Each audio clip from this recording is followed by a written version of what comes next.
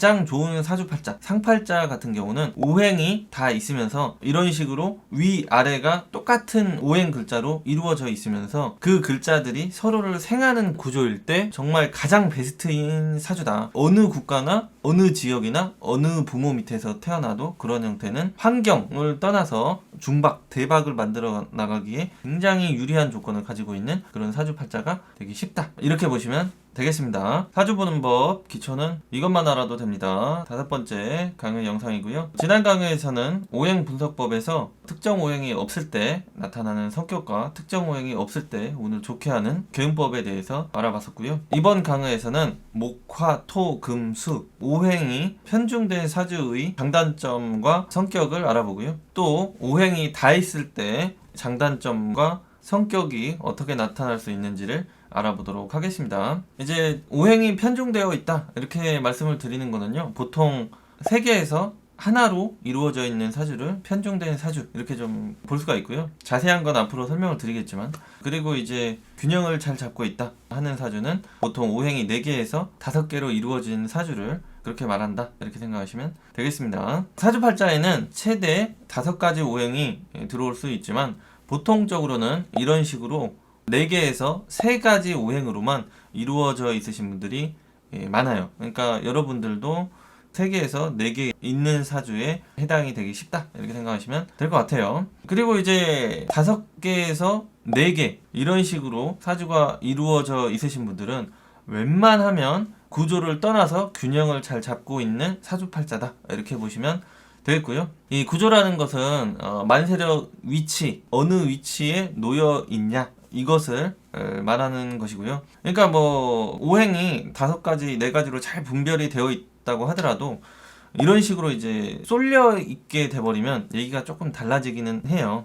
근데 4개에서 5가지 들어오게 되면은 이런 식으로 좀 쏠리게 되더라도 좀 그래도 어느 정도 균형을 좀 잡아갈 수 있는 에너지가 있다. 그러니까 한 사람이 성향적으로, 성격적으로 확 치우치지 않을 수 있게 만들어주는 게 이제 오행이 균형을 잘 잡고 있는 것. 그 다음에 그렇기 때문에 건강적으로도 수명적으로도 조금 더 유리해질 수 있는 구조, 이런 식으로 보시면 되겠습니다. 그리고 다음으로는 3가지로만 이루어져 있는 사주부터는 구조를 따져가면서 어디에 어떤 오행이 있고 어디에 어떤 오행이 있다, 그렇기 때문에 편중되어 있는 사주다 또는 편중되어 있지 않은 사주다, 이런 것들을 분간을 해봐야 되는, 해석이 좀 복잡해지는, 애매해질 수 있는 이런 형태가 된다 이렇게 보시면 되겠습니다. 그래서 이렇게 그 3가지, 2가지, 1가지 오행으로만 이루어지신 사주분들은 대운과 세운을 잘 봐야 돼요. 왜냐면 운의 영향을 좀 더 많이 받게 되거든요.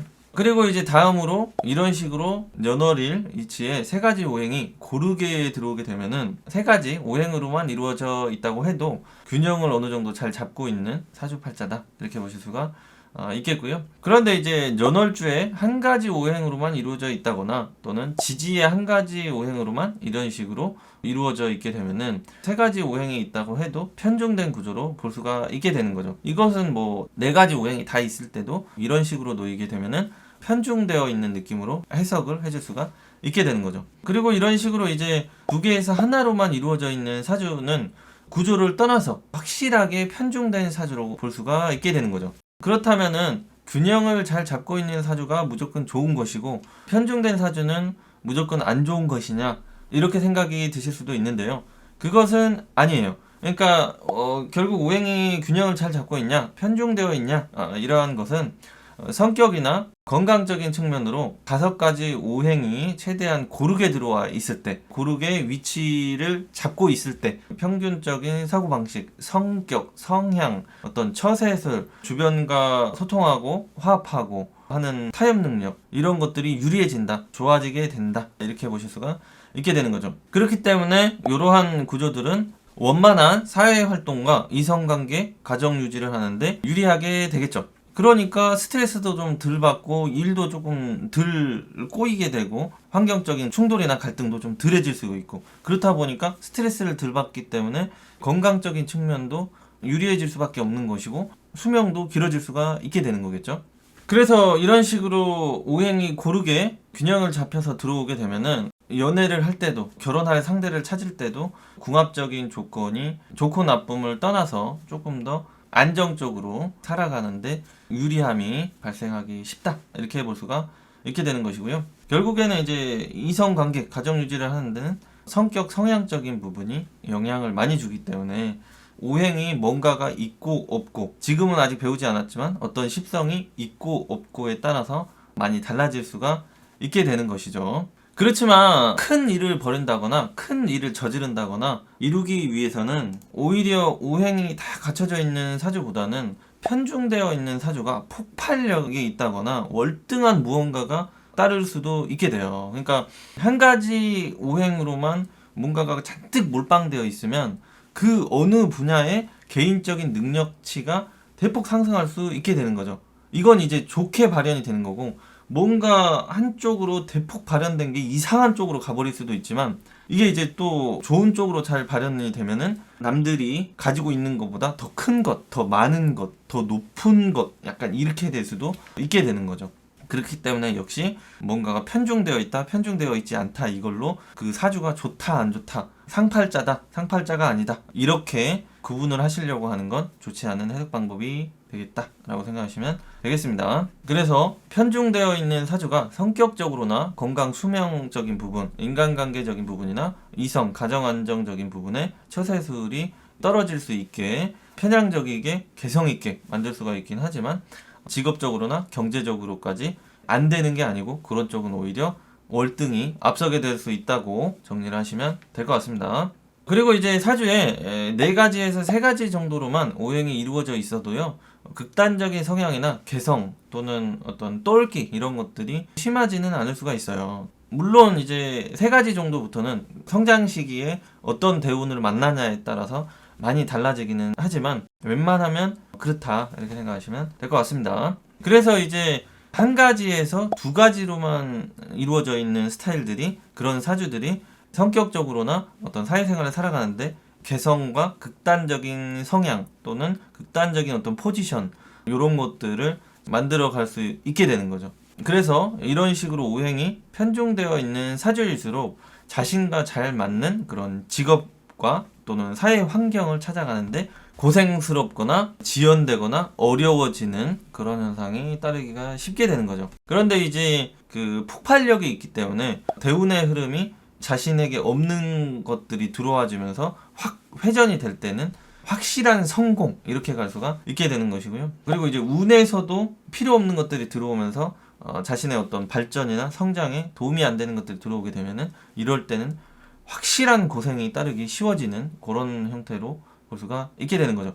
그러니까 사주 해석을 하실 때는 오히려 한쪽으로 좀 편중되어 있는 사주, 이런 스타일이 뭐는 좋고 뭐는 안 좋고 이런 것들이 쉽게 또는 극명하게 갈릴 수가 있게 된다, 이렇게 보시면 되겠고요. 그래서 사실은 뭔가 오행이 잔뜩 들어있는 사주들이 초보자분들은 해석을 하기가 좀 힘들어질 수도 있고 그래요. 그래서 또 자신과 잘 맞는 이성 배우자를 찾는데 편중되어 있는 사주일수록 나에게 없는 것이 있으면서 뭔가 성격적으로도 타협이 될 수 있는 그런 사람을 만나는 게 상당히 어려워지는 거죠. 그런 사람은 많지 않으니까. 그러니까 이 사람을 만나서 연애하도 저 사람을 만나서 연애하더라도 좀 상대가 힘들어 한다든지 내가 좀 안 맞는 것 같다든지 이런 생각이 잘 든다든지 현상적으로 잘 나타난다든지 이렇게 되기가 쉬운 게 하나에서 2개 정도 편중이 많이 되어 있으신 사주일수록 그렇게 되기가 쉽다, 이렇게 되는 거죠. 그래서 이런 형태의 사주분들이 궁합적인 요소를 잘 따져가면서 결혼을 하시는 게 중요하다, 이렇게 생각하시면 되고요. 뭐 4개에서 5개 정도 있을 게 다 있으신 분들은 어떤 사람이나 어떤 환경에 놓여도 어느 정도는 좀 소통하고 타협하고 이런 것들이 되실 수 있기 때문에 궁합이 조금 잘 안 맞아도 어느 정도 맞춰가면서 살아갈 수 있게 되는 것이고, 궁합까지 더 좋으면 더 이제 잘 살아갈 수가 있게 되는 약간 이런 형태로 이해를 하시면 되겠습니다. 그리고 이제 편중된 사주라고 너무 탄식만 하실 필요는 없어요. 왜냐하면 대운과 세운에서 없는 오행이 채워질 때, 또 내가 필요한 것이 채워질 때, 들어와 줄 때 직업적으로 경제적으로 크게 성공하게 된다든지 원하는 이성을 만나게 된다든지 결혼을 할 수가 있게 되는 거죠. 그 내가 사주에 필요하고 없는 오행이 대운에서 들어오면 그게 이제 10년 20년 장기적으로 가기 때문에 뭐 없어도 있는 것 같이 좋게 세상을 살아갈 수도 있고, 성격적인 부분도 한쪽으로 치우친 면이 좀 덜하게 원만하게 이렇게 살아갈 수가 있게 되는 거죠. 근데 이제 세운에서 들어올 때는 이게 너무 1년 이렇게 짧게 흘러가기 때문에 그 MBTI 테스트를 해보면 올해 한 거랑 내년에 한 거랑 그 다음에 한 거랑 이럴 때 많이 달라질 수가 있고, 또 이번 달에 한 거랑 다다음 달에 한 거랑 다다다음 달에 한 거랑 달라질 수 있는 것들이 월운, 세운, 그 전에는 대운 이런 것들의 영향을 받아서 성격 심리적인 부분이 계속 바뀌기 때문에 이렇게 될 수가 있게 되는 거죠. 그렇기 때문에 나에게 필요한 부분, 없는 부분들이 대운에서 채워지고 세운에서 채워질 때는 성격도 더 좋아질 수도 있고, 이성관계도 더 완만하게 유지하게 될 수도 있고, 이렇게 생각하시면 되겠습니다. 그렇지만 편중된 사주는 이런 대운이 끝나버리게 되면 그때 얻었던 것, 그때 좋았던 것들이 이제 균열이 오기가 쉬운 거죠. 사주팔자는 설계 도면이 되고, 대운은 일시적으로 설계 도면을 벗어나서 뭔가 시공이 들어갈 수 있는 그런 것이 되기 때문에, 사주의 화행이 좀 많이 강하다고 하더라도요, 토가 하나 있고 금이 하나 있고 수가 하나 있고 하면은 화가 토를 생하고 토가 또 금을 생하고 금이 수를 생하기 때문에, 수가 하나밖에 약하게 있다고 하더라도 그 한 점이 엄청난 화행의 부정적인 모습을 많이 잡아주고, 또 수행에 필요한 부분이 또 커질 수 있는 이런 구조면은 그런 성격이 될 수도 있다. 이런 점은 참고해 주시면 되겠고요.